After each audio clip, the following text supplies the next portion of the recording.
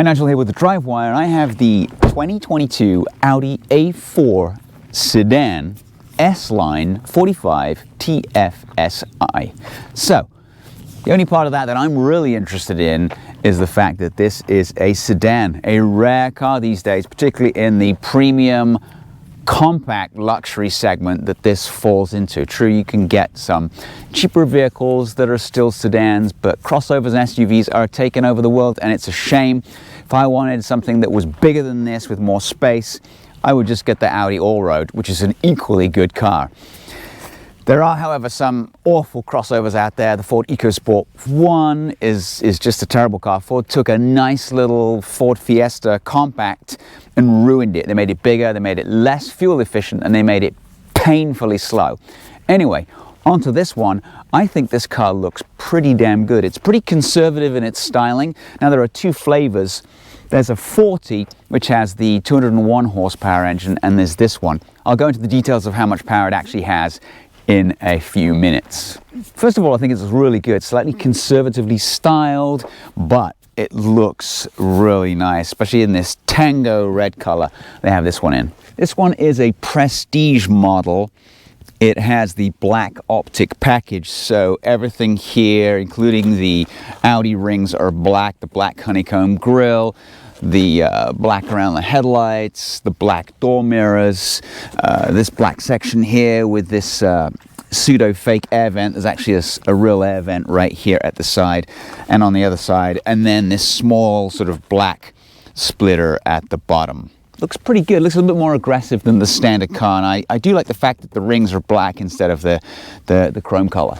And then you also get these matrix design LED headlights. They're adaptive headlights, and boy, are they very bright when they're on main beams. As well as that black optic package, it has the black optic plus package, which includes these very nice 19-inch 5-spoke alloy wheels and these summer tires, and then also the red painted calipers, which you get both on the front and on the rear. So a quick walk around this prestige model, and I like it. I like the way it looks. Of course, with the black, the optic package continues. A4's black, obviously right here, and the rings, and then along the bottom here you get some more of this black treatment, and two real exhausts out the back through these two extra wide openings. It looks pretty good. Now, in the back, you get 12 cubic feet of space, which is a bit less than the competitors will offer. BMW and Mercedes have more room in the back. And then under here, you do get a spare wheel, and this is where some of the components for the powertrain are housed. Each side has this tiny little bit of storage space, a little bit more on that side, and then there's some tie downs here in the back as well. The rear seat does fold, so you can poke through some larger items. So there is some utility here. Again, if you want to get a larger car, get the Allroad.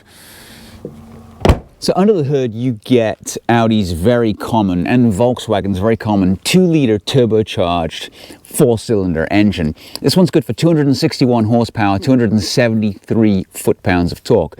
Pretty healthy amounts of torque. It's driven through the excellent 7-speed DSG transmission. So this differs, though, a little bit from those engines in that it's what's called a mild hybrid. So between the engine and the transmission is a small electric motor. So you do away with the starter motor and the alternator, and then you replace it with a small battery, which is in the back. That provides additional torque and a little bit more power from a stop. It seems to have virtually eliminated that annoying lag that many of these Volkswagen Audi group cars used to suffer from. And also, it has a coast mode, so when you take your foot off the gas, say on an incline, it basically cuts the engine, and then everything is powered via that electric motor and the battery, and obviously in that case saves gas. This is pretty economical. I've averaged somewhere around 18 with a heavy right foot, but this thing will do over 30 miles to the gallon on the highway. So here in the back, it's not too bad. I did push the seat forward a little bit. Now this one, because it's a prestige model, gets heated seats in the back. get a couple of charge points and an old-fashioned 12 volts, and then you've got some controls for the HVAC as well. Limited headroom a little bit, it's okay for me. And then the center armrest comes down. You can open this up, you get a little bit of storage space. I like the fact that it's got like almost like a carpeted bottom to it to keep everything quiet. And then the cup holders, a little bit of an interesting controller there. You got to pull that little thing back and it opens up 2 OK cup holders in the back. Not too bad. All right, let's take it for a drive and see how it goes. So I have it in individual. I set everything to the sportiest setting because that's what I do. Now it does that beeping quite a lot because the nose is a little bit low and it gets upset. So I have it in S mode here, and I'm surprised how quick this car is. I drove the A4 back in 2018, I think, and it was quick, but this is a lot better. They've done a really nice job. So even in dynamic mode, or rather individual mode, which is the same as dynamic basically, it doesn't feel hard and crashy and overtly sporting. So if you're looking for something that's smooth and fast, you know, on the freeway, but it'll also cope on roads like this, tight twisty turns. These tires are super grippy, the brakes are good. This thing is pretty good. It does roll a little in the corners because obviously it doesn't have a full sport suspension like the S4, RS4. But put your foot down, man, it's got plenty of torque, it's got plenty of power. It just goes. You can throw it into some of these bends and no complaints from these tires either. Now, because this isn't an S model car, you don't get the cut-off wheel, but it is an option. So if you wanted to get it, you can.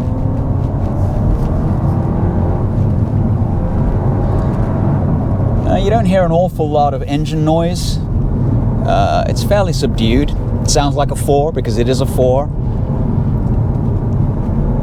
And one of the reasons this car is so quiet is it's got these dual pane, like almost like double glazed windows. And so it's very hushed in here, unless you're on really bad pavement, then you can hear the tires in that respect. But on a good, decent road surface, this thing is quiet. It doesn't seem to understeer on the limit. You can really turn in quite savagely into a tight turn, and it doesn't complain. So 0 to 60 in 4.8 seconds is not bad for a non-S car for Audi. In fact, that's a few ticks away from an S3, which is a little bit lighter, obviously. But I do like the way this drives. It's a fun car, but then it's also relaxing if you don't want to go crazy with it.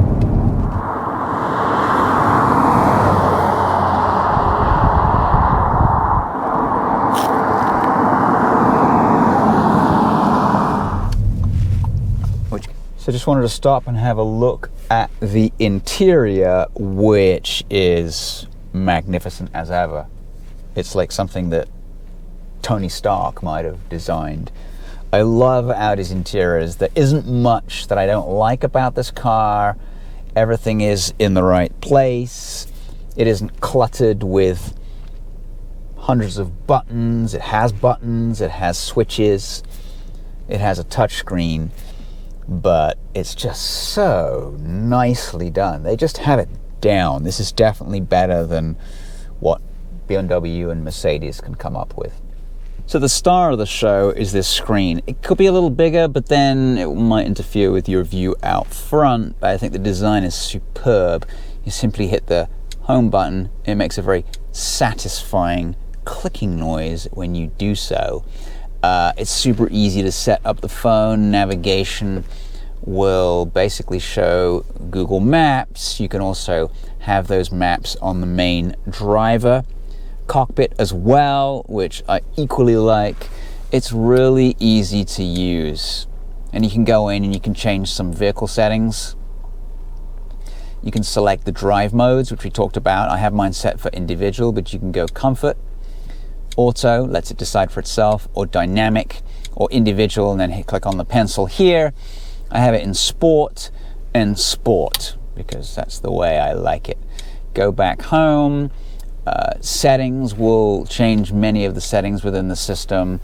Display, sound, connection, what devices are connected. You can set up a user so that they know who it is when you get into the car, system maintenance, and a bunch of general settings for this system. Really nice touchscreen controls.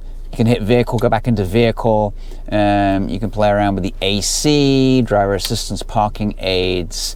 Light gives you interior lighting. I chose impulse, but you can go Caribbean, which changes it to a sort of a green. Maritime obviously is blue. Solar is sort of sun color, and vision, which is a slightly lighter sort of color. But I have an impulse because it's red. It looks really cool at night.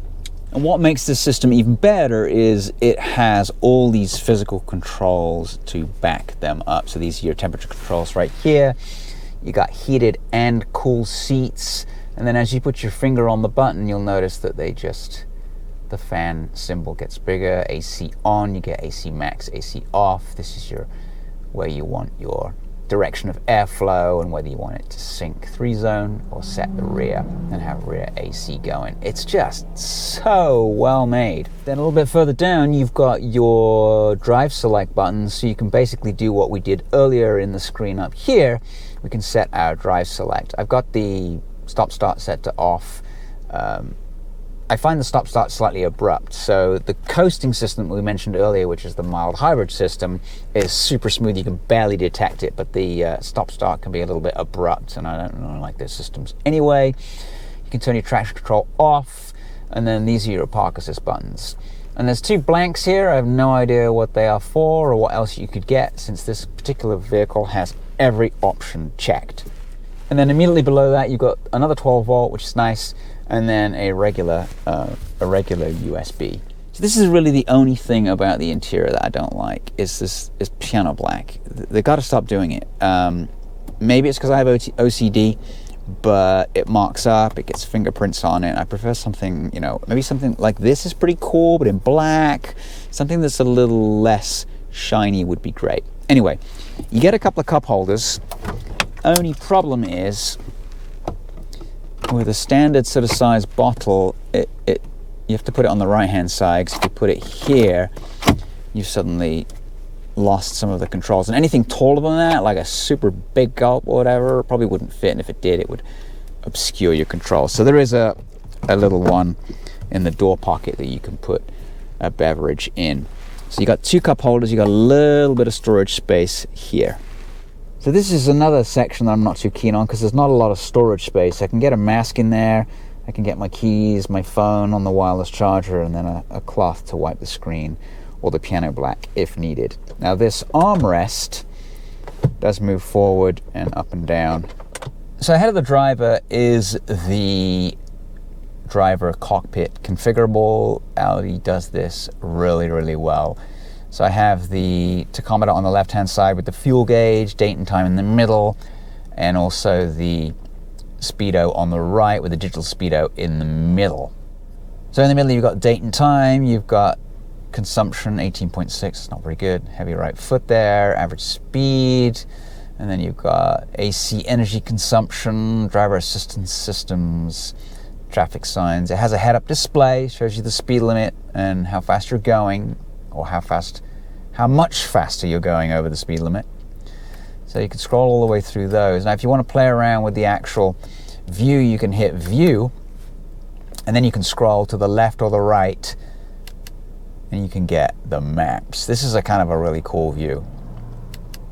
Keep going through this, you've got calls, you've got what you're playing, you can hit view again and go back to where you were before. It's so well done. Right, so that is the inside, and yeah, if you're gonna buy one of these, it's a really nice place to spend time in. These seats are super comfortable, there's plenty of bolstering.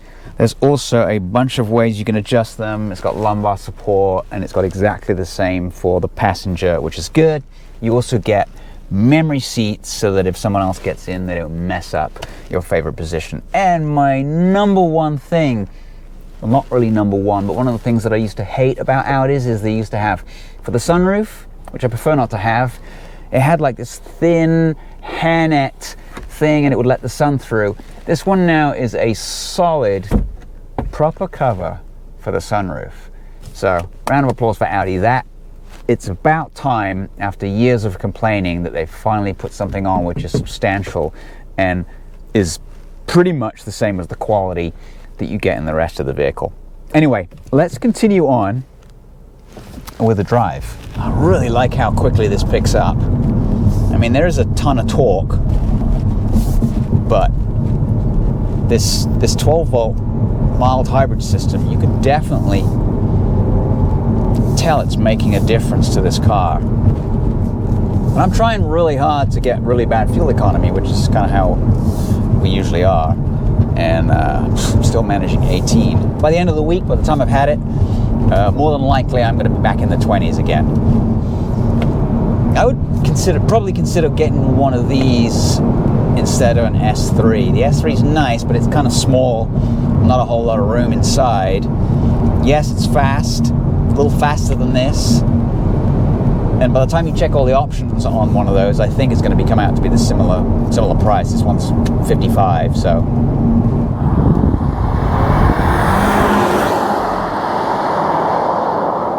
It's so nice to be in a sedan again. I've driven a couple of sedans this year. The rest have been pickup trucks, crossovers, not sedans.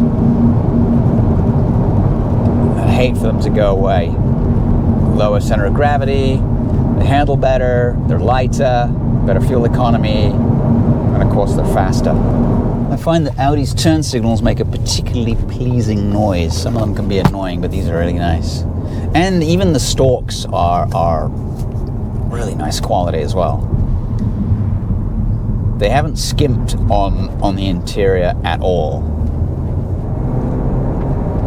or the exterior, or the handling, or the overall performance. I love this thing. All right, so what do we think? Well, it's an Audi. It's been a while since I've driven an Audi sedan. About 2 or 3 years since I drove the A4 version of this. Huge improvement having this as a mild hybrid. It's virtually eliminated those laggy moments that you get from a stop when you used to mash the throttle and you'd have to wait a second or two and then it would go. Very irritating. That's gone. The car looks great. If you don't need a massive amount of room, then there's no need to go for the all-road. It rides nicer than the equivalent BMW, I think, and has a better interior than both the BMW and the Mercedes. Anyway, let me know what you think. Thanks for watching again. Like, subscribe. We'll catch you next time with another video. Out.